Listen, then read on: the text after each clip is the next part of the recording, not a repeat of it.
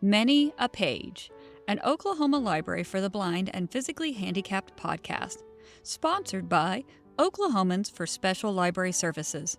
Find them at https://oklahoma.gov/olbph/library-friends.html or on Facebook at Oklahomans for Special Library Services.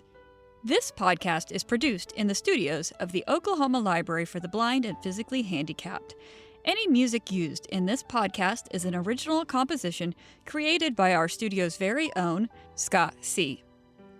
OLBPH and DRS do not endorse any product or service referred to by this podcast.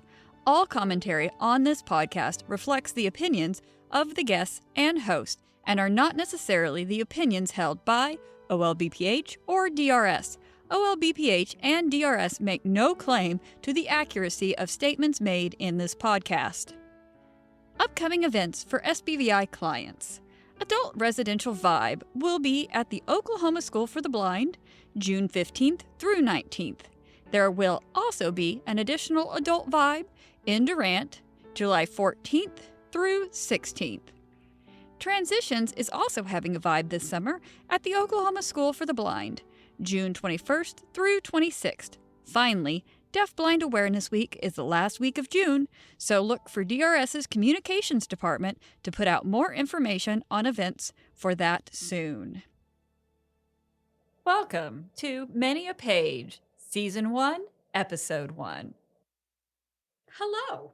My name is Erin Byrne, and I'm one of the librarians here at the Oklahoma Library for the Blind. And I'm joined here with Kat Jensen, our studio director, Matt Thurber, our PIO officer, and I'm here with our guest, Alisa Payne. Since this is our first episode, I wanted to talk a little bit about why we started the podcast and what we wanted to achieve. And a book club is something that our listeners have asked for a long time. And, libraries have book clubs. But it's difficult for us since our patrons are all over the state. So we are bringing the book discussion to them. I am a librarian. I love to read. I call myself a 5-pack-a-day reader because I just go through it so quickly, and sometimes it's pretty low quality literature is what I'm saying. And so I wanted to get together and talk about books and read books that I normally would not have chosen. So that's why we're coming here together. But first, I wanted to talk a little bit about books that I like and books that y'all like too. So we'll get around to that. When I was a kid, I read books by Zilpha Keatley Snyder, The Headless Cupid and the Egypt Game, which we both have in our library collection. And they're about kids. It's weird things happening in domestic situations is what it is. And kids and is it a witch? We don't know. Stuff like that. So those are the books I liked as a kid. As a young adult, I was born in the 70s. And so, as I was growing up, it was just, here's some V.C. Andrews books. I mean, here's some inappropriate reading for all children, And one of the books I read a lot was Princess Daisy by Judith Krantz. Peak trash. It is amazing. And I have read that book more times than I can remember. It's super problematic in a lot of ways, right? And it's also a ridiculous book, but as I say, please don't look at me while I eat my favorite garbage. And so I read Princess Daisy a lot, and that kind of, I would never say I'm a highbrow literary lady. I've read a lot, but I'm not well read. However, one of my favorite books as an adult it's called Unbecoming by a woman named Rebecca Sherm. We've got it here in the collection, and I have the annotation for it. It says, Grace, who restores bric-a-brac on the outskirts of Paris, goes by the name Julie and says she's from California. In reality, she's from Tennessee and furtively checks her hometown paper online for news about 2 men who were jailed for a crime she planned. And it's just one of those books that hits me really hard because there are points throughout the book that I really identify with Grace Julie so much that it was reading my high school diary. There's this part where she talks about, she doesn't say it by name, but I know she's talking about a Vera Bradley bag. And I was just oh, I have that bag. and also because I planned a bunch of crimes in the 90s and pinned them on dudes I knew. But anyway. No, Didn't everybody in the 90s? I mean, Everyone. it was for funs. That was before the internet, so. Grace, Julie, and I, we grew up in similar households, only I became a librarian rather than an art thief. Thank goodness. Thank goodness, exactly. Those are the types of books that I like. So, Kat, tell us about books that you enjoy. You said a couple of your children's books. So, I mean, when I was a little kid, of course, Dr. Seuss resonated with me a lot, but a lot of that has to do with, I have ADHD, and so sitting down and focusing to be able to read when I was really young was hard. Yeah. But it was also still an escape for me. So Dr. Seuss with the rhythm and rhyme and things like that, his books really resonated with me at the time because they were easy to read and they had a theme to them. There's a bounce. Yeah, there's a bounce. There's a bounce to them that's fun to go Yeah, so along for with. somebody like me that has too much energy, Dr. Seuss books all the way as a really young child. And then as I got older, I think my favorite one that I still read, I still pick up and read when I'm having a hard day, is Alice's Adventures in Wonderland and Through the Looking Glass. It's just a giant fever dream. Yeah. But deranged and a giant fever dream. But what I love about it is, especially as a librarian and as a well-bred child, because of course, once I got over some of my reading difficulties, then I couldn't get enough of it. I just absolutely couldn't get enough of books. Is what is like Alice in Wonderland?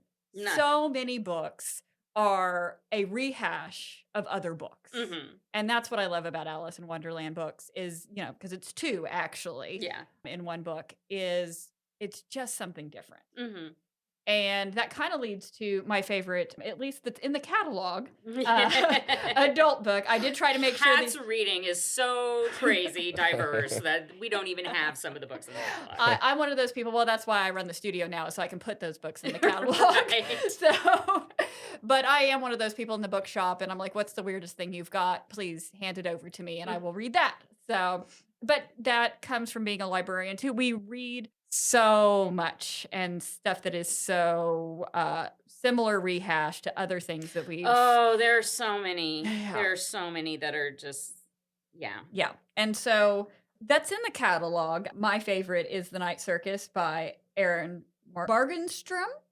That last name is fun. It's also kind of a fever dream. I mean, magicians, and there's this wizardry to it, but there's a love story in it too, and there's a lot of mystery to it. And it's just got a lot of different genres all mixed up in one book. And it's not the same story rehashed over and over again. It's something different. So that's kind of what I'm always looking for. I don't care if it's even something straight out of Japan that would make no sense to an American, but they've translated it into English. You hand it my direction, and at least it's different. So yes, I agree. It's sometimes, looking at the new books that come in all the time, I'm like, oh, look, here's another one about World War II ladies doing it for themselves, which is kind of what we're reading now. But anyway. That makes it a nice light read. Though. It is. It is a light read. We do have to Just have our World War palate II. cleansers. It's a light read. What about you, Matt?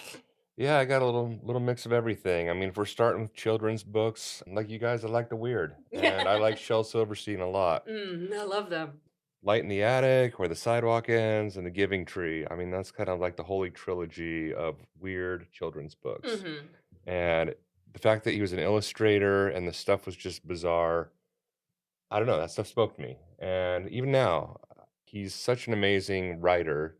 He wrote A Boy Named Sue for Johnny Cash. He did write A Boy Named Sue. He wrote Loretta for Loretta Lynn. That's where it started early. I mean, Dr. Seuss, like you said, Kat, you can't go wrong with that stuff. And there's a reason why it's lasted forever. Yes. As time went on, I think my affinity for books became a little bit stronger after high school, which as a result, I missed a whole lot of good. So Like, listen, it's still there. Yeah, it's still there, and I'm playing catch up all the time, and maybe that's why I'm drawn to a lot of the American classics. Right now, I'm reading Boomtown, which is not an American classic, but since I moved, it's an Oklahoma classic. Boomtown by Sam Anderson. Yeah. Anderson, is that who it is? Yeah. Sam Anderson. I've only been here for 6 months. Ask a librarian, she'll know. I'm new to this town, and it's still mysterious to me. So I have so many questions, and it's helping answer some of those questions. And historical fiction, autobiographies. I think some of the earliest autobiographies I read were Miles Davis. I read a Howard Stern autobiography. Why? I don't know. Sometimes I like to read things that go against my beliefs, just to see the other perspectives. So heavily influenced by the Beatniks. I really like Jack Kerouac a lot. I like Hunter S. Thompson. Fear and Loathing in Las Vegas is an absolute classic. I am not a Hunter S. Thompson fan. I just Well, and you released some of your favorites in Bright Future last issue. So if you're not subscribed to Bright Future, you should, because Matt That's talked a right. lot about some of his Exactly. favorite literature in that issue. available on our website. That's right. So yeah, I like a mix of everything. I just enjoy reading. I mean, I'm the kind of person, I don't even have internet or streaming at home. I go home and read most of the time. So Well, Those streaming sites, they're getting expensive. that is so. expensive. True. What about you, Alisa? Tell us about the books you liked. I feel like I have a really wide range of tastes that I like. Growing up, I wasn't much of a reader. I much preferred picture books like I Spy, Can You See What I See? yeah. Instead of actually playing, though, along with the book, I would create scenarios in my head based off of what was going on in the page. Those are the best. It was so much fun. And luckily, though, I did pick up reading as I got older. Yeah. And I found that I leaned a lot more towards the darker fantasy side of Yes. things. Sweet little Alyssa likes dark know. fantasy. Who would Whoa, think? Who We're would learning think? things on this That's right. podcast. I remember one of the first book series that I ever sat down and actually read and finished was the Unwind Dystology by Neil Schusterman. And it is a rather dark series. I think I've heard of that author, but I'm not familiar with And it. he's also the author Read it of later. the Scythe trilogy, which I really enjoyed as well. But the Unwind Dystology follows The Unwind Histology? Dystology. Dystology. Okay. Yeah, it's a fun word. I love the jargon he uses in the series, but he always picks a political topic for his book. And even if you don't, kind of like what you were saying, like even if you don't necessarily agree with what they're saying, it is a really like eye-opening book, and it is technically geared towards young adults, which I thought was interesting. That is really cool. I also one of my favorite books ever is Frankenstein by Mary Shelley. Yeah. I constantly find myself going back to read the book. I love the new film that came out in 2025. What a great, like, original sci-fi book. It is. So Created by a good. woman Created by a woman, which is the best thing. who went to a weirdo weekend with all her creepy friends. And we're like, just- let's make up some stories. And just happened to crank out the best work of fiction ever. Like, I wish I could do that. I know, right? I just want to wake up from a dream one day and be like, I have just. You guys are never going to believe it. I've been reading, the most current one I'm reading right now is Save the Cat, which is about writing books. Yes, yeah. I've heard of that book too. About writing, like narratives and stuff like that. It's about screenwriting, isn't it? It's technically, but the one that I'm reading, or I should say listening to, I'm technically doing the audiobooks, so that way I can like run while I'm listening That's to right. it.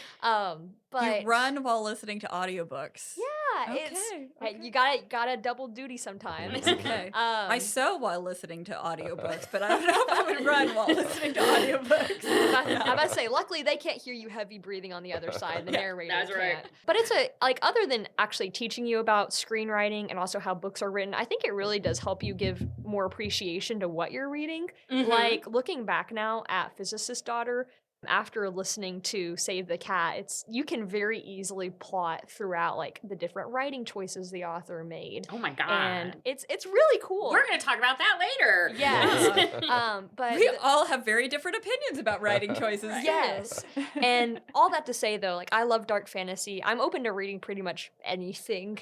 But dark fantasy is right up my alley. That's awesome. Very cool. Well, Alisa, now that we know what you like to read, let's have our listeners know a little bit more about you. Because you do pageants. Yes. When did you get involved in pageants? My mom put me in pageants before I could even walk. She would carry me on stage and present me to the audience and be like, look at the baby. Have you ever been like Miss Porter Peach Festival or anything like that? I don't think I've ever done that, but I did a lot of pageants at Penn Square Mall. Oh, yeah. Yeah. Yeah, maybe it was a mall princess at some point. I have no recollection of that. I remember when they do the Penn Square would have the fashion shows Yeah. for J.C. Penney's I and met stuff. Zach and Kelly from Saved by the Bell at Penn Square Mall. Oh, Did you really? I did. Because it was my 1988, and I went and stood in line. That's awesome. Aaron and I have a lot of 1980s something Right. stories. Yeah. Well, Matt could probably join into Well, that. yeah, right. Yeah. I was So- a mall rat.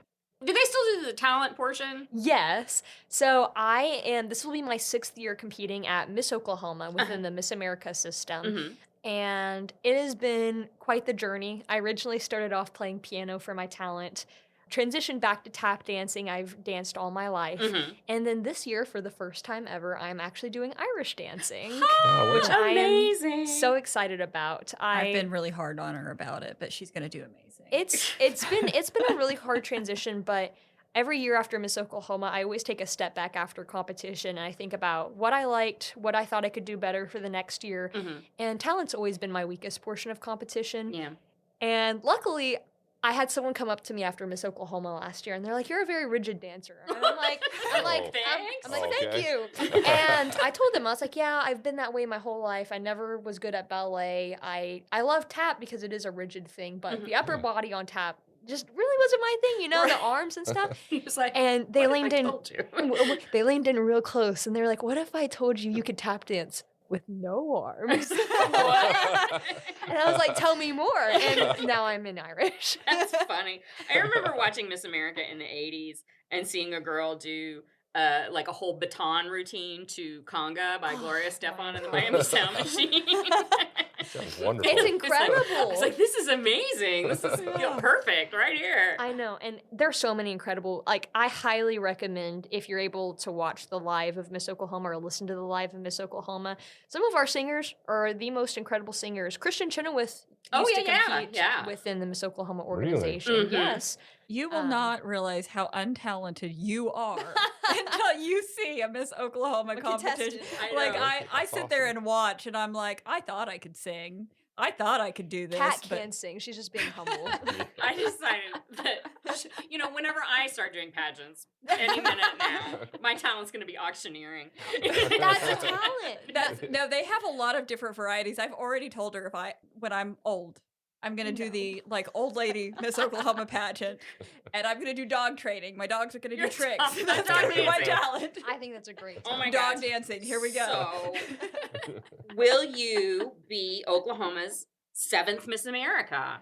Following in the steps of Norma Smallwood, Jane Ann J. Rowe, Susan Powell, Chantel Smith, Jennifer Berry, and Laura Nelson. I sure hope so. Fingers crossed. You all are sweet. What I will say is we have a fantastic legacy of Miss Oklahomas and Miss Americas. I'm a firm believer whenever you're competing for Miss Oklahoma that it really is like your main goal when you go to compete should just be for growth. Oh, And yeah. if you end up or wind up as Miss Oklahoma or Miss America, that's just an added bonus to Mhm. it. What I've gained through the Miss America organization and Miss Oklahoma is a voice. I've learned how to use my voice, how to use it as a career. Mm-hmm. I've gained a lot of confidence growing up with a speech impediment Mhm. and also facial palsy. It's just basically taught me that the things that make me unique are not things that define me, but instead things that I can find purpose out of. Yeah. And regardless of whether or not I do or do not become Miss Oklahoma, it's things that I'm going to look back on someday in the future and be so thankful that I did take the time to compete. I met the people that I did meet. Yeah.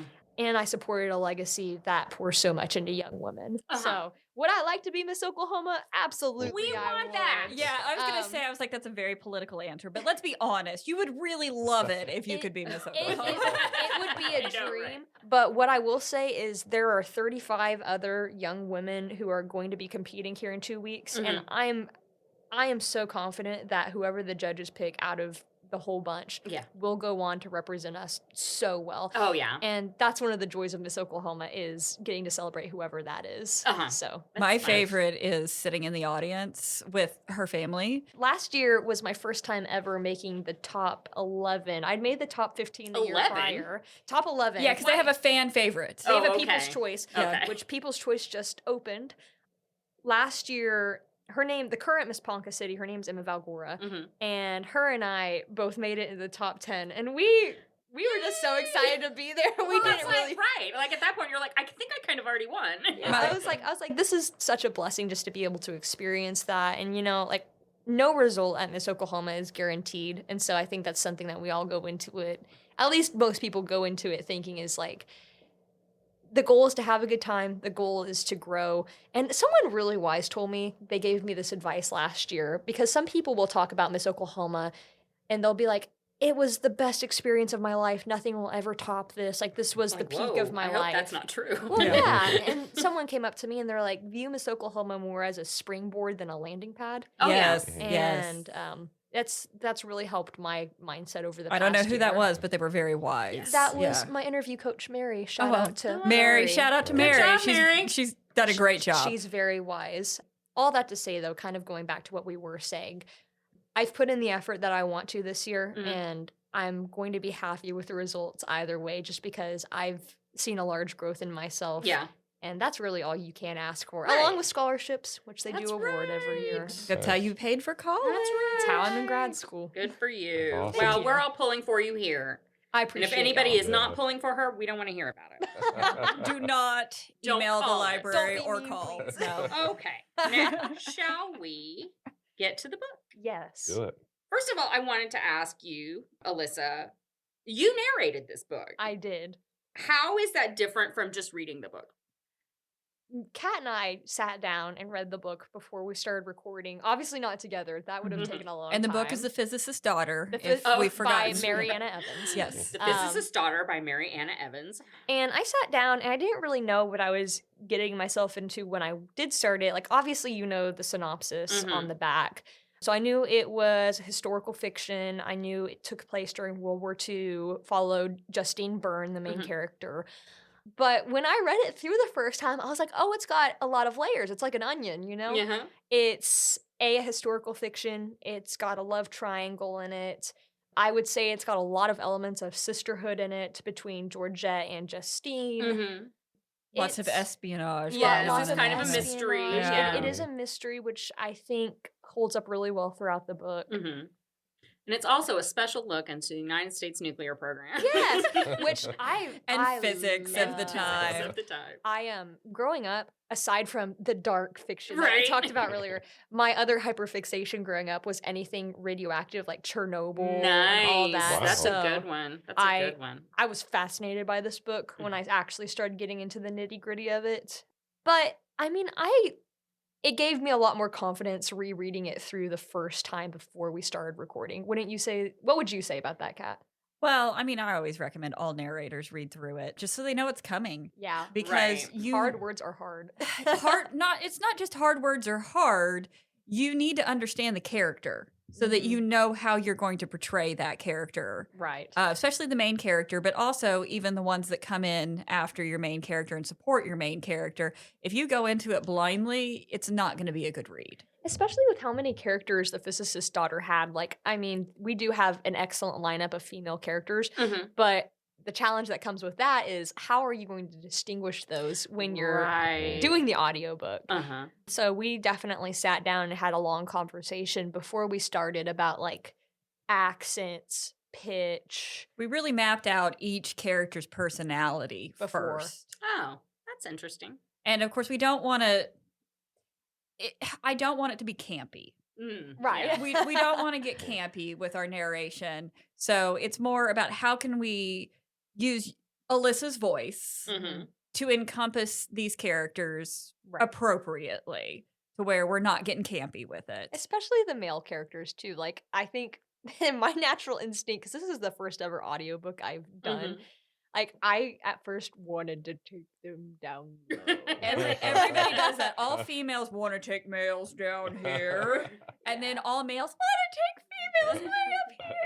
Yeah, and so it's like I think that's one of the parts where Kat's expertise really came into play, where she was like, she gave me advice one time where she was like, before you voice a character, think about what your audiobook listeners are going to want to hear versus what you want to do. And so that was really solid advice that I tried to keep up throughout the book. And consistency, that's the hardest thing is if you have a vision for the character going in, the voice consistency is going to be better. Yeah. Yes, So that's true. Right. So let's get started on our discussion questions. My first one that I have, and this one goes out to anybody who wants to answer it.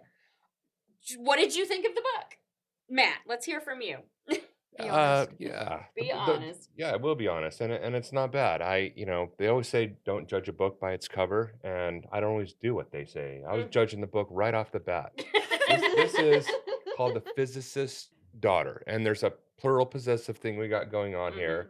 So I was asking you and Kat, I'm like, wait a second, is this one of her parent? Like, there's a problem in the editing. What physicists are we talking Yeah, here? and Is I this a thought, collective? is this a metaphor She for raised in a all lab? the yeah? So off the bat, there's a picture of this young woman who looks like Rosie the Riveter, and I thought, okay, I have some perceptions of what this is going to be. And there were parts of it I really liked. There was, and I think you mentioned the thing about her relationship with her friend, a woman named Georgette. For me, the greatest part of the book was the minutia. It was the little moments that they spent together in the house. These two poor women sharing a meal such as macaroni and tuna. Ew. Really, I know. I know. That It was sounds disgusting. It was really gross. I'm like, you are in New Orleans. Somebody get this girl some There's pepper or gotta hot be sauce some or better something. stuff. I realize rationing is tough, but Yeah, but I grew up with tuna casserole all the time, so I'm all Still for makes some tuna casserole. I Kat love said, that leave stuff. me out of this. But- my culture is not a costume. Okay? So, yeah, I mean, it had its moments where I thought, man, this is really dragging. There was one chapter in particular, chapter 13. All it talks about is what they think of these men that have an interest in them.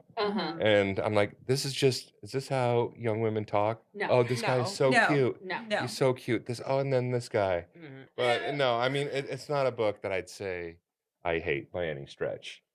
But, it was the small things. And we can never really know what the author intended. But like I said, for me, it was the small things. It was the stuff in between. And because some of the storyline about the all the scientific stuff and with the carbon and all that stuff, I don't know if it was just over my head or just boring to me, but There was I'm the only one that liked that. I know. a lot. I love science. I know. Well, we have a patron called up to the library, and his name's Jason, and I talked to him, and he requested the book. He signed up for the podcast, so shout out to Jason. Shout out to Yay! Jason. And he said that he loved that the author had a physics background, and really, that was his favorite part of the book. And he said it was intellectual, informed writing. Thank you, Jason. You are now my favorite person. There you go. Thank you. We 'Cause don't that play is favorites with patrons. No, I'm here. sorry, Jason. Kat's not a librarian. She said, you're in my top 11. That's right, the top 11. 11. There you go. I thought that the physics stuff was a snooze, and I really felt like I could really tell that a physicist was writing this book, because it's like, well, show me what you know, show me what you're interested in. Yeah. And like so much of it was physics, and I'm like, girl, look, we get it, okay? Girls in STEM. Come on. Women Come in on. STEM. Look, listen.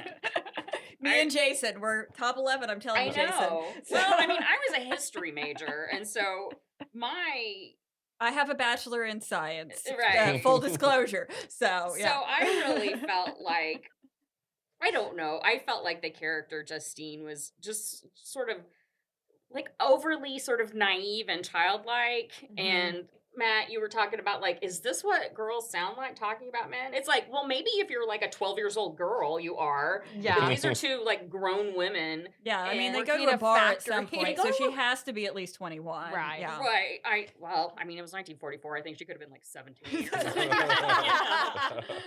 Yeah, I really felt like if she had taken like 25% off the top of the physics and put it towards character development, it really could have benefited from that.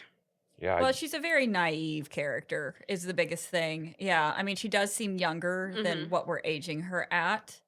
I think, though, that's part of the story development, though, is a lot of women don't feel like they can take up space. Right. And I do believe that's kind of one of the things that the author was trying to portray with Justine, is it's okay to take up space. It is, yeah. characterization I don't think was the author's strong suit necessarily. I don't know, Gloria. I love me some Gloria. So. That's true. That's true. If I could pipe in real quick, Of course. Obviously, like, the main character is Justine, but if I had to say something, I would say Georgette stole the show character-wise from me. She really did. Um, She really did. I felt like she was a well-fleshed-out character. I thought that any action that she did take, there was rationale behind it, and it showed, like, the process of her thinking, especially in the scene with the almost electrical fire. Oh, yeah. Like, the grief that Georgette had about how she almost killed her friend. Mm-hmm. How Georgette found herself often feeling like her intelligence wasn't as good as the people around her. Right. Like, she was a very deep character, and it talked about a lot about her family, her wants, her needs. Yeah. And it's not to say that Justine didn't have that, but I felt like Georgette was a much more relatable character. Well, and yeah, I would say Georgette is the characters around her, to some degree, were more developed than her herself. Right. And like I said, I think some of it was an author choice of her learning to take up space. Mm-hmm. Yeah. And so I can see the author making her small so that she could develop into taking up more space by the end. Yeah. But at the same factor, yes, her character development was not as good as some of the other characters within this book. Right. Well, I mean, we've all seen a movie or a TV show or something where the lead character is just this dud and then the supporting cast is there and you're like, I call it like the hole in the middle of the show. I'm sure like, this guy. And this is going back to where my history major comes into it. Also, the characterization of Justine, but when she's like sitting there putting on her makeup and like she entirely independently comes up with she's like, they're making a nuclear bomb. I'm like, girl, what? Listen, I have the same thoughts every day when I do my makeup. Me too. Me too. When I looked this up, I was like, let's go back to actual history. Franklin Roosevelt established the Advisory Committee on Uranium in 1939, and this book could take place in 1944. So Albert Einstein wrote FDR a letter urging him to secure uranium and get going with nuclear research. And so FDR did that. This book is set in 1944, which is the same year that the Manhattan Project kicked off.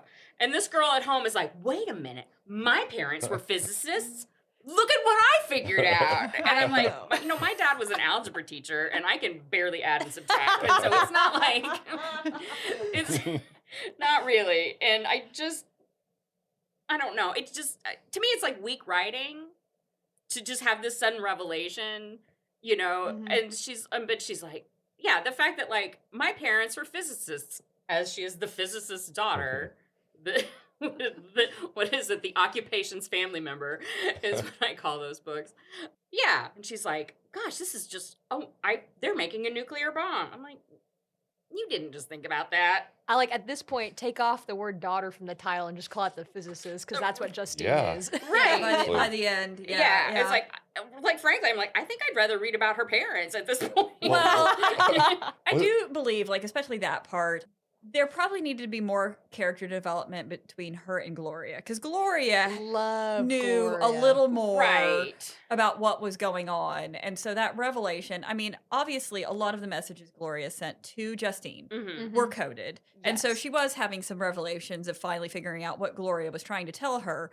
But at the same factor, yes, it needed to be a little stronger with that relationship of how Justine put the pieces together. Right, exactly. Yeah. It's basically like, you know, I'm in this fairy kingdom and I don't know what's going on. It's a magic sword that tells me everything. And look at what a good fighter I am too. This is amazing. Now I'm queen. That character is called a Mary Sue. Well, I mean, going back to the Rosie the Riveter thing, when I think of that persona, I don't think a brainiac. I don't think a scientist. I think brawn. I think spirit, we can do it. So for me, there was a little bit of a disconnect there. You saying that factory workers can't come up with nuclear science in their own time while they're doing their makeup, Matt? They can do anything they put their minds to. I like how she really put you on the spot there. I just said, wait a minute. I just, I thought her character would have been a little more likable, with like some, grease stains and just A little more gritty. Like Yeah. her hands have calluses on them because she's been in the factory for know. 16 hours a day. She just really struck me as like born cute yesterday. And that's the thing. It's like you're saying, that hole in the character is that did hurt the book because, you know, making her a little grittier, having more conversations between her and Gloria. Having her be just a little more street smart. I mean, Yeah. when she went to the bar, she's like, alcohol. Like, girl, are you serious? So, I mean, that book could have been made a little grittier and it would have made the story a little stronger. I mean, there's a lot of great points. You know, shout out to Jason once again. I enjoyed the physics in the book. I enjoyed, I would call it, I know it's about World War II and we're talking about nuclear physics. I know. But I would call it a palate cleanser as far as... It is. It's a gentle read. Yeah, yeah. And we need some of those once in a while in our lives as well. I mean, I know as a librarian, I read a lot of heavy stuff, especially in the recording studio. Oh, yeah. Oklahoma has some very grim history. So it's nice to have a palate cleanser once in a while that, you know, this is a nice nighttime read. Yeah, right. Just enjoy the story. It's not too deep to the point that you're going to get lost. Unless So- you get to physics. And Apparently the physics is to lose some. That's my own fault. Words. So, yeah. I think there's something to be said too, though. Like when we were talking about earlier, Unwind, the books that I really liked growing up, along the lines that you said, Kat, that some books are just heavier than others. And maybe if you're having a bad day, you don't want to whip out Frankenstein and read about the creature killing people. Like, I get that. But it's like, the Physicist's Daughter, say that 10 times fast in the booth. Oh, I said it in the booth, and I was like, we had some rereads. Where did all these teeth come from? We had a lot of rereads. We had some rereads for that particular word. But one thing that I will say about the Physicist's Daughter is that, like, I do feel like it's one of those books, like, given the ending that it does have, if you are having a bad day and do need a gentle read, like what you all were saying, it's a fairly quick read. The most complex parts about it are the physicist stuff, which ultimately, in the end, do you need to know everything that they're saying? It doesn't really matter. No, it's for those of us that are science geeks. I mean, she threw in a little dash of spice for us. Yeah, So. and like that part was nice. In my undergraduate, I was originally going the pre-physician assistants route, and so I got my minor in biology, and I, like I said earlier, really took a liking to radioactivity. And Because even pretty girls can have brains too. That's totally. My final project back when I was at Oklahoma City University was called the Radiological Effects on Fetal Development. Oh, yeah. And so it's like in summation, not good. not but all that to say, it's like, yes, Jason, if you're listening, the physics behind it, some of it is hard to grasp, but it won't make or break your reading experience, I don't feel like. No.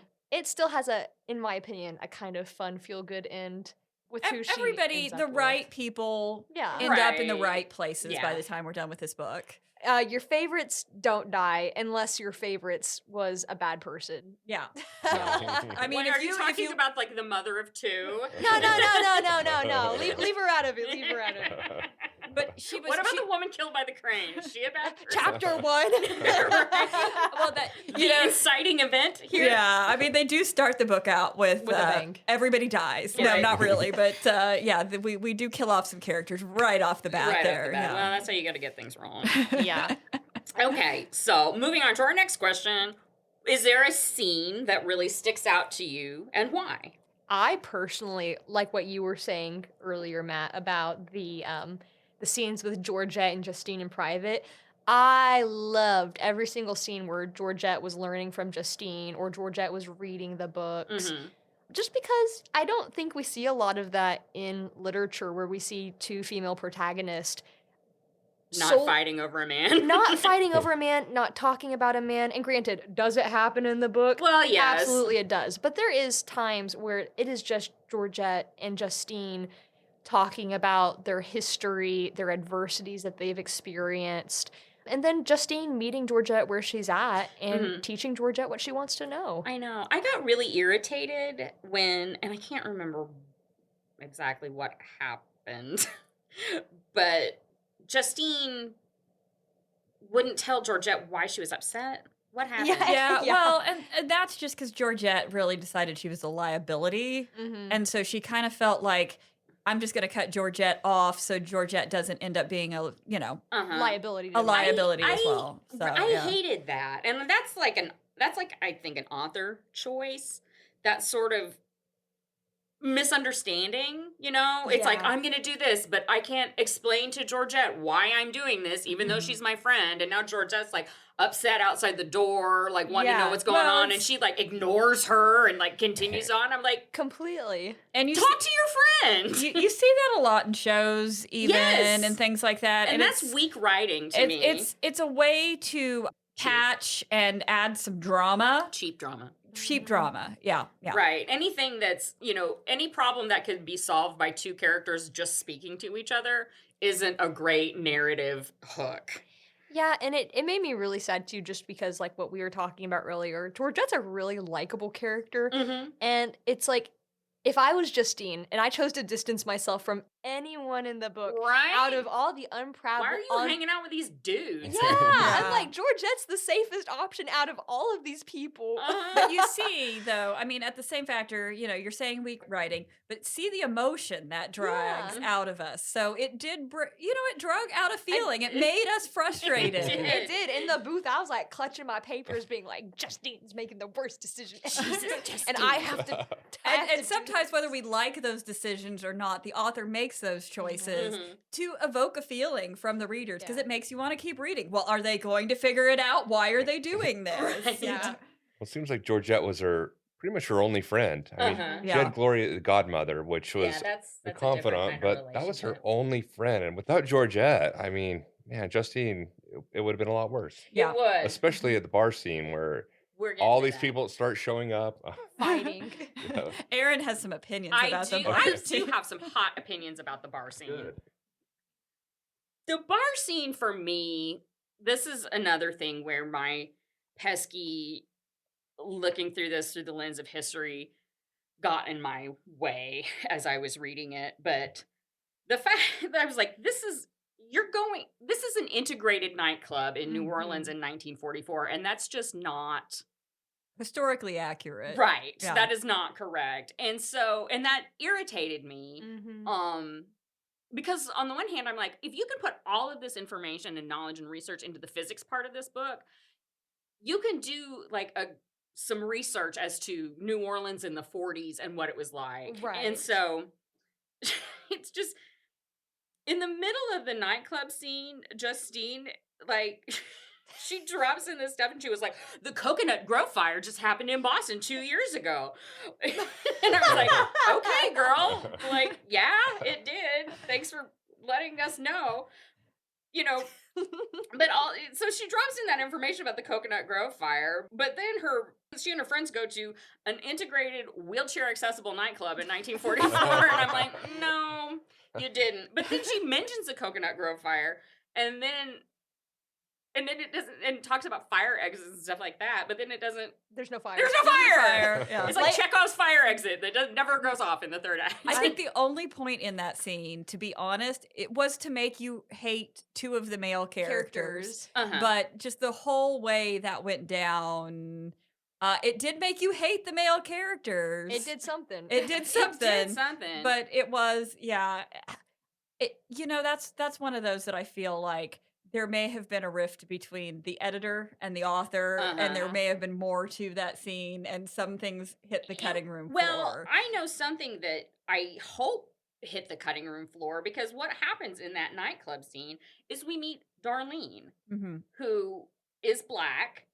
She's there with her friend and her her and her husband and her and her friend, and then Darlene runs over, and Justine, like, you guys are what?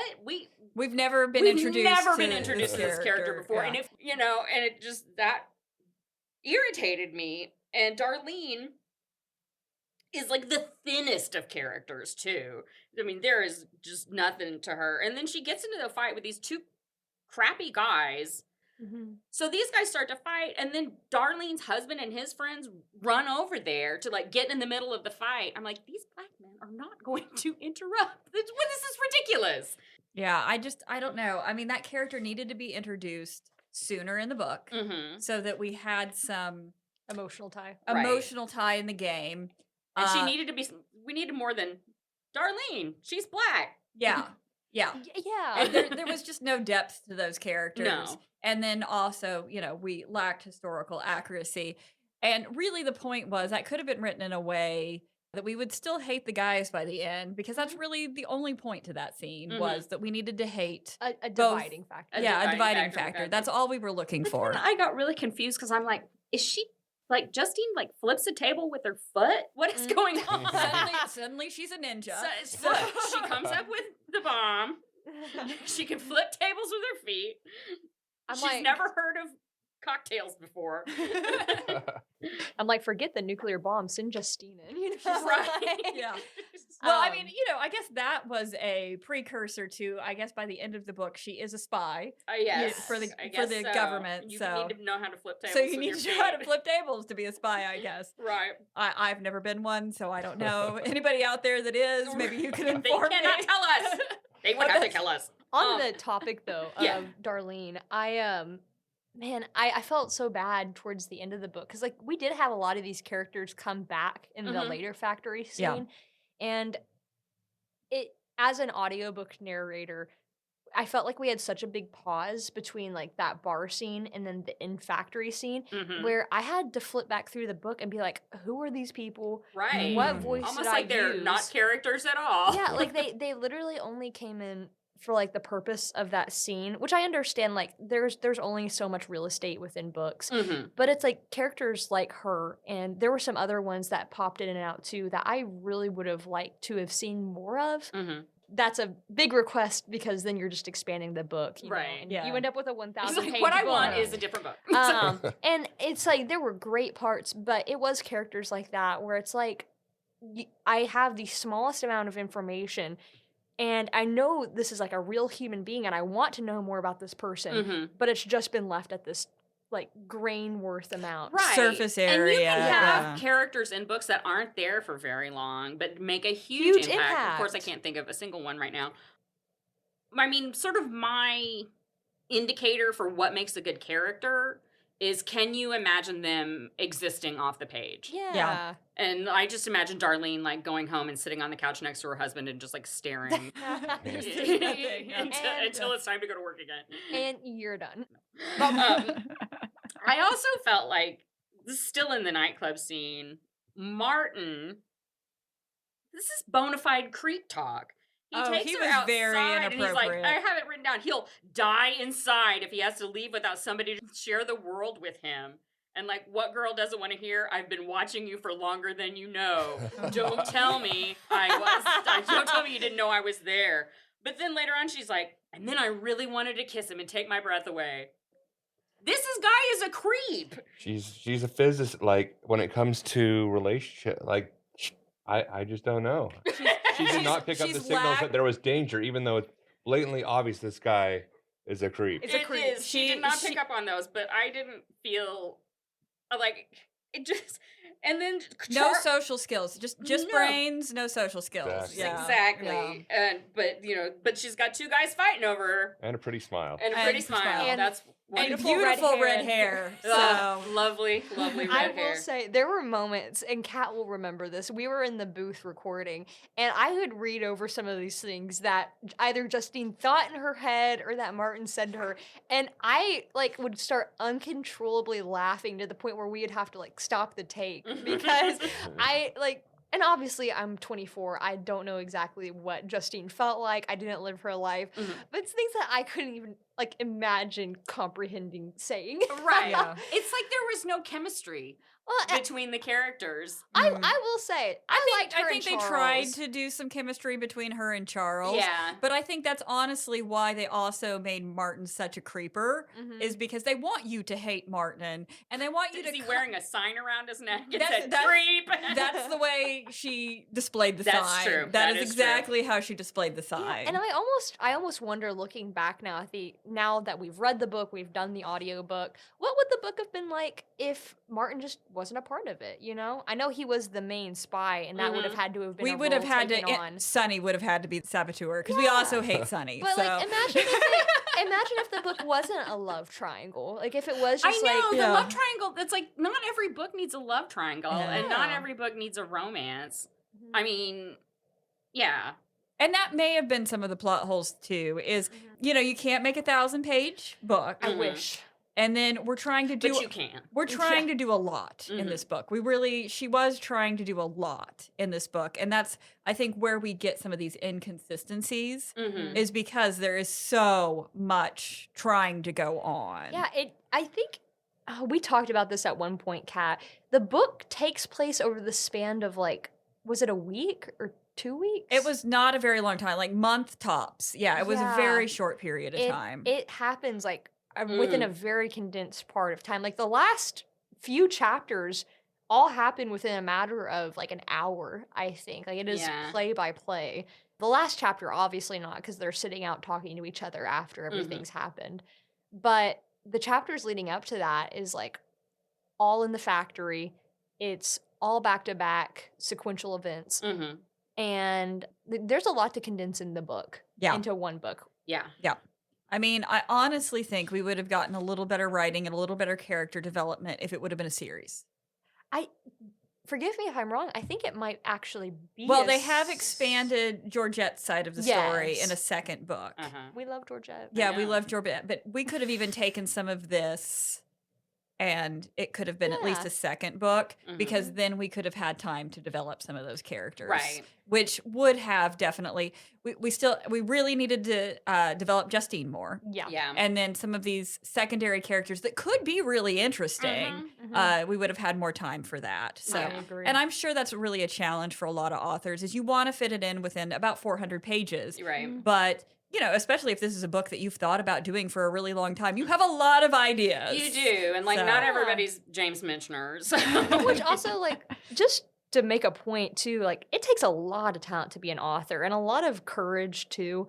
So for most authors, I respect them right off the bat because I'm like, that's bold and brave of you to put your ideas out there. I think that's something that I can never fathom doing because it takes a lot of work. Yeah. And so I applaud Evans for doing that. And overall, I really did enjoy a large portion of the book. But like what y'all were saying, I think there were some character things that if we were to go back, a little bit more for Justine. Right. Yeah. I felt like the disability representation in this book isn't great. Agreed. It was just breezed. It was very breezed over. And I see that in a lot of literature. It's like, let's have a person with a disability, but they're going to be here for like 5 seconds. At one point, that way we can nod to it. Right. So. And that's how I felt about Darlene, too. Look, Jerry is the one in the wheelchair, and it was so odd. At one point, he's like, holding Georgette's hand, and it says it. They're walking down the street. He's holding Georgette's hand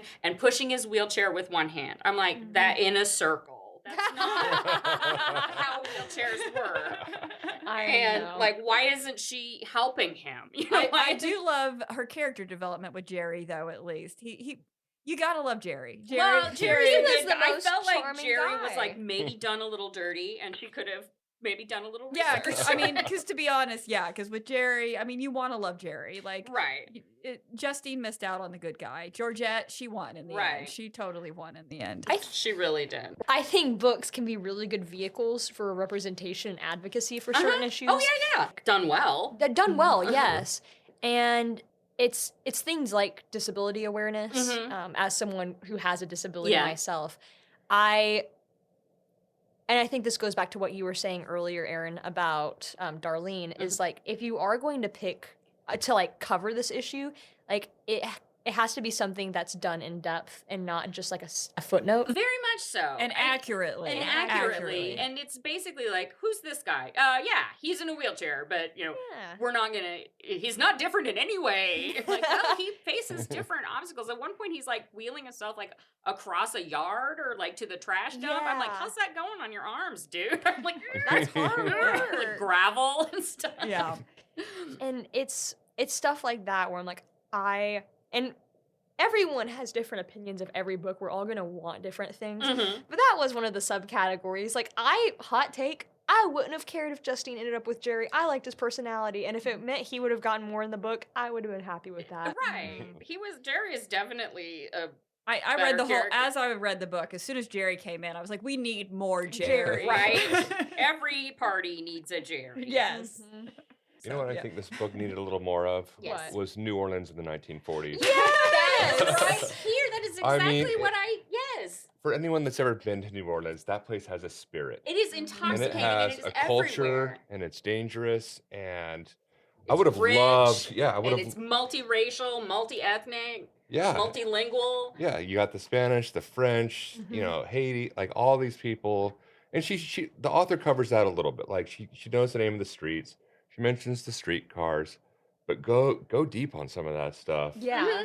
Especially when it's manufacturing, and New Orleans is technically a port, and I just thought, oh, I would have loved more of that. My note right here. She's got a note. I do, frankly. I read an interview with the author where she said that she got the idea for this book when she visited the National World War II Museum in New Orleans. And she said in this interview, she was struck by the location because, quote, why would a museum dedicated to World War II be located in New Orleans instead of, for example, Washington, D.C.? I'm like, first of all, there can be a World War II museum in, I think, every city in the United States. Yeah. Why wouldn't there be one? And then she said that the museum, the World War II museum in New Orleans, is housed in a former factory that manufactured the D-Day landing crafts. The ships that went onto the shores at D-Day.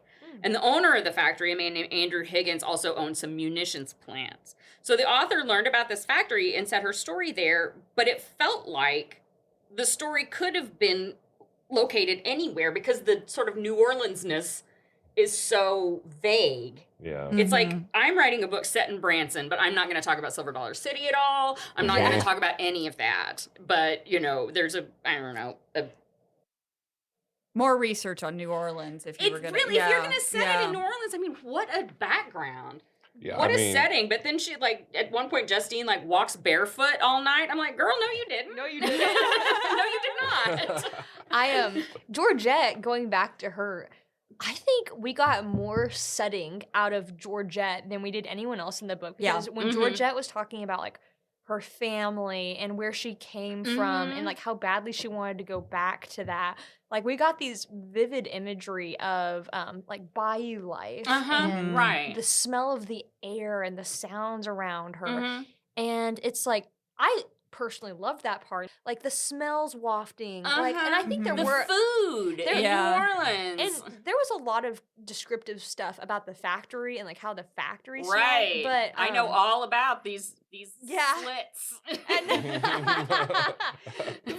if there would have been more outside of the factory, all the times that Justine was going to Gloria's house, for example, did she pass a pick up bakery? Some beignets on the way? Yeah, what did she smell? Did it make her stomach ache because she wished she would have had that food? Did she miss delicious rich coffee because of rationing and stuff? Yeah. Did she never understand the sound of street music because growing up she just didn't experience things like that, you know? So, my next question here, who has a best quote or line? Anyone? Oh, no. All the German lines that I couldn't pronounce in the book. We had the best time with the German at one point during recording. I kid you not, because shout out to Troy Small. Just in general. He's one of the studio technicians. Incredible. And so he happens to know German and is very fluent in it. We actually recorded, instead of recording the German, I had Alisa say, please help me, Troy. We'll record this later. So, I had no Scene idea. I was edit this out in post-production. But there were a lot of German phrases in there, which I thought were kind of cool, considering the espionage part of it.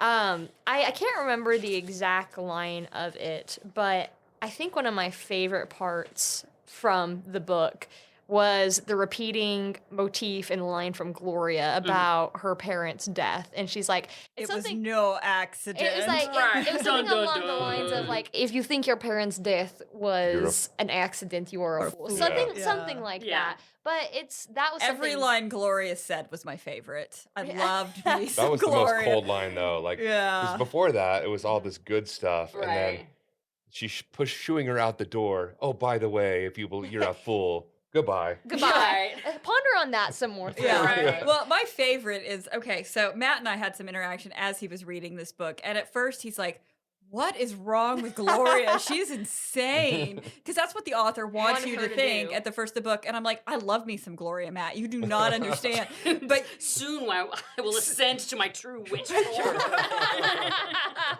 But it's just she develops through the book. And you really think she's insane at the first of the book. Yeah. And then as this espionage and everything starts to go down, you're like, oh my goodness, Gloria was right. Who knew? What about y'all? What was your favorite lines, if you have any? Oh. Well, I don't know if like one line per se, but I like the thing that Georgette, things she would say, like how much she enjoyed riding the bus and reading the paper and going to movies. Yeah. Where I don't see Justine doing that kind of stuff. Justine was hatched out of an egg about a week ago and knowing physics already. Yeah, I mean, genetically, she's wired to know physics. Right, that's how it works. Whereas Georgette probably went to the School of Hard Knocks. Right. And well, and that's the thing is you can tell that's some of the development between their characters is Georgette has a lot of life under her. And so she's got those life skills. And yes, street smarts versus book smarts. Yes, because Justine... Maybe it's swamp smarts versus book smarts. But yeah, Justine is trying to teach Georgette the book smarts. But then Georgette is also teaching Justine just as much as the street, with the street. They are both naive in opposite ways. Yeah. And that's what makes their friendship so strong. Yes, it does. Yeah. My favorite line goes back to the nightclub. Oh, no. Regarding the Coconut Grove friar. Surely her friends at the TikTok, who cared enough about her to pour drinks, wanted to make sure she didn't burn to death. I'm like, wait, you mean a bartender who's pouring your drinks? You think he cares enough about you What? Fire safety? Where are we going here? I have to back up. And when we talked about the disability representation, and what we're not mentioning is the huge Braille, how the part Braille plays in the story. And how Justine just automatically knows it. Listen, well, there was a little touch that her mother went blind. That's true. And so she did know Braille from her mother. Well, I read about that. Because in it she talks about her mother learned Braille by book. And I was like, yeah, right. But then I looked it up. You could purchase a book. There was a book entitled You Can Learn to Read Braille by a woman named Madeline Loomis, which was published in 1939. So, I guess you could just get a book and teach yourself Braille, technically, theoretically. But it was a bit of a stretch. And now she's like, and then I learned it from my mom. This is learning Braille is kind of like learning to speak Mandarin. You know, it's not something that you just I just picked it up from my mom. It's unless your mom is a native Mandarin speaker, then... Also, the capacity to, just to point out, I will say I really did appreciate that part of Justine's mom, and unfortunately, we've been talking about, a revolving disc, I wish we would have gotten more on Justine's mom. Yeah. But it begs the question, how on earth did Justine learn so much at such a young age? Right. And I'm not trying to say that gifted people don't exist. Right. I am not one of them. But girl, are you a savant? Because what is this? I learned Braille. I know physics. Yeah, I can recognize what is and isn't a nuclear bomb, although it does not exist yet. Well, bingo. Meanwhile, Planter's Punch, what? Well, and that's where the disconnect is, too. Because also, if you're, this is just my personal opinion here, but it is a podcast, so I'm going to share it with you anyway. I was going to say hit us. I think if you're a scientific-minded person, the Braille and the language would be harder because you're really, you do tend to lean left-sided brain or right-sided brain. So she's trying to tell us that Justine understands complex science, but also is just this genius in languages as well. Right. And that's where it We're makes like, it no, really... you don't get both. Well, Yeah. and I think it I mean, she's also- super gifted here. That's what we're saying. But also hatched out of an egg. I think it also like discredits how difficult it is to learn Braille. Like there was one day, No kidding. Yes. like there was one day at an appearance that you were at. I grabbed there was like a Braille alphabet, and I took it home with me, The and I was bookmarks. like, I'm gonna try to learn this. And Oh, she so thought she was going to learn this, too. I so She thought was I really was. working on and it. I tried it, and I'd come back to it day to day, and I'd maybe like get the first 4 letters, and then the rest of it, I was like, oh, you got me. I don't know how. And so I feel like it almost in a way discredits those who have learned Braille. Right. To any of our listeners, like that's hard to learn. I've You're got trying my to do it page with your numbers, eyes, and that's it. Not Yeah. your fingertips. Yes, that's my biggest thing is I tell people, like, I help Lacey sometimes put things together. So I'm getting real good at my page numbers. And that's it. But I'm physically looking at the numbers in Braille. I mean, if you made me feel it, there's no way. And like, I'm saying this, I hope it's accurate, frankly. But from what I learned, because I was a librarian and I came to work here, and so now all of a sudden I was like, oh, well, now I know more about Braille. And what I learned was it's like learning any language, the younger you learn it, the better you are at it.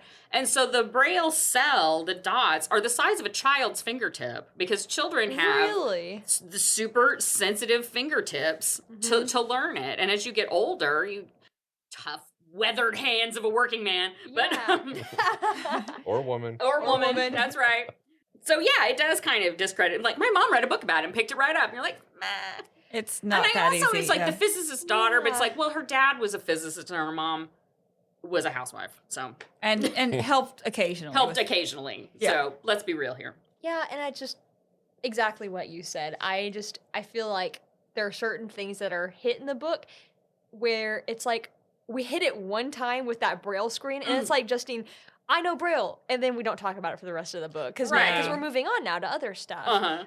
Which I'm not saying the Braille screen need to be a reoccurring thing, right? But it was something that was just thrown in there. Like it's like, oh, well, luckily I have the skill. Whereas I personally, thinking back on this, I thought it would have been really cool if a different character in the book, like that would have been developed, would have already known Braille, and Justine could have gone and had this interaction. Yeah, no kidding. Yes, and then it would have been more believable that they... It would have been better disability representation. Yes. Yeah, and it's like just something like that where it's like they could have had this like more intimate scene of Justine being like, I don't know what I'm looking at, but like I have this, and like I don't have the tools that I need to be able to decipher this. Can you help me? Right. Instead, it's like Justine is a one-woman show on this, which is not a bad thing. Like, I love female empowerment in books. Right. Yeah. But at some point, it's like, I think teamwork would work better in this circumstance. Yes, and I'm not saying I like that she tried to nod to some disability representation. I just would have liked to see more of it and just a little more follow through with it. I agree. I agree. I did have a random question, and this may be for you, Alisa. I mean, reading it, whenever I'm reading a book and something makes me stop and read over and over, I kind of think like, why did this happen? And there's a terminology in this book where they're going out and Justine observes what she calls fissures. And I believe not correct, but the commonly used nomenclature is fisherman. Fisherman. And I thought, so I looked this up, just like, just a second. Just when you were looking up some of the history, just to check the dates and everything. And that use a different word, use angler, but don't fishers. That's not anything. You said fisher, and I expected like Fisher Price. Fisher Price, or like Fishers. the fishers, like more a than, huge crack. Like that's more a than fisher. more than one person fishing, fisherman. And to me, it felt almost like, oh, I'm just trying to make this neutral. Right, I don't know. this gender neutral term, fisher person, but no, fishers. Nobody says fishers. That's what I thought. So you read it a couple of times, and it flowed off the tongue, but I wasn't sure if you stumbled upon that or. There's a lot of behind the scenes stuff that only Kat, me, Scott, and Troy, anyone who is a part of this book would know. There were definitely And nobody else can know about it. What happens in the studio stays in the studio. There were some pretty crazy outtakes. But I will say, like, there were sections of the book, and I've this is for any kind of audiobook narration that I do, whether it's with this specific audiobook, whether it's narration with the online telephone reader program, there are just certain words that will come up, and it's usually because of the author's writing style that when I hit it, I just mess up, and I know that I'm going to mess up, and Kat expects me to mess up. And I found that with this book specifically, the inner thoughts that Justine had were definitely a lot easier for me to process. Like, I usually rolled through that, but any time that dialogue came up, especially if it was between Justine and another character other than Georgette, I was stumbling all over the place. Just because, I mean, A, changing character voices is hard, but B, it was like something in the writing style shifted in between dialogue and actual text. And I think it was certain things like that that were harder to read, but then there were also just random words like rouge. Rouge, I just mispronounced it again for the umpteenth time. But I definitely think there were some words in there where I was like, that was a little peculiar. And maybe that was because it was historically accurate and I'm not used to using it. But there were definitely several times that we had to pause and either go ask Troy, research it ourselves, and figure out what on earth are we talking about in this context. And every book that we record in the studio, it's you as the narrator are not the author. Yeah. And so the author is going to write it in their style and from their background. And then you as a narrator have to take that and try to understand the author's meaning and portray it that way. But you're going to stumble because it's not the way you would have written it. Right. So, and sometimes, I mean, some authors are better at dialogue than others. Yeah. And sometimes you can read it and you can be like, you did not say this out loud. Yeah. It's like you wrote this down, but you did not actually say it out loud because this is, I don't have an example. My favorite, this is not how people talk to each other. No, my favorite is when I have authors in the booth reading their own book and then they've read it out loud and they're like, oh, in my second, publishing, I need to fix this. This is what it sounds like. Yeah. You have to say it out loud. I feel like out of all the characters, Georgette, not to keep harping on our girl, but she had the most natural dialogue out of anyone. And I also felt like Charles had some pretty natural moments too, like between the espionage stuff. Like I really liked the part on the, I think it was the bus where he kept telling Justine, he's like, I can't hear it out of that ear, like lean in like closer to the side. Human parts like that, like what you were talking about earlier, Matt, really accentuated the book, I felt like. Just because I'm a sucker for the human parts. The very much so. Yeah. And I will say, we're talking about disabilities. I feel like with Charles, she did the best nod to a hearing impairment because it was part of the book, but it wasn't, let's super focus on it. Right. But she continued to include it and remind us that we had to be mindful of that. Right. So, but that was really the character as far as disabilities that she did the best job with. Yeah. Pulling back from what I was talking about with Miss Oklahoma earlier, I know that was almost an hour ago We're now. all here. But going back to what I said earlier about Miss Oklahoma and about growing up with a speech impediment and facial palsy, one of the things that I have learned from Miss Oklahoma is how not to define myself from my disability, but instead to find purpose in it, which is a large part of my social impact Own Your Story. And I feel like in this story specifically, there could be a little bit more work done on that aspect about not being defined by that singular aspect or characteristic of a certain character, but instead finding purpose in it.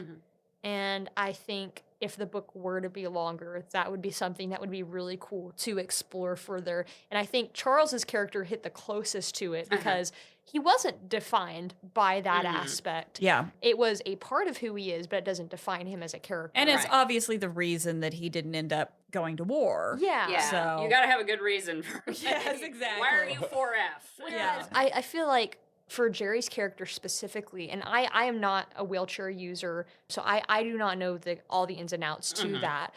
But to me, it was like, there's so much more to Jerry than just being a wheelchair user. And I feel like they picked out certain parts about him being a wheelchair user and like really hyper focused on that without exploring other parts of that or exploring other parts of his character. Right.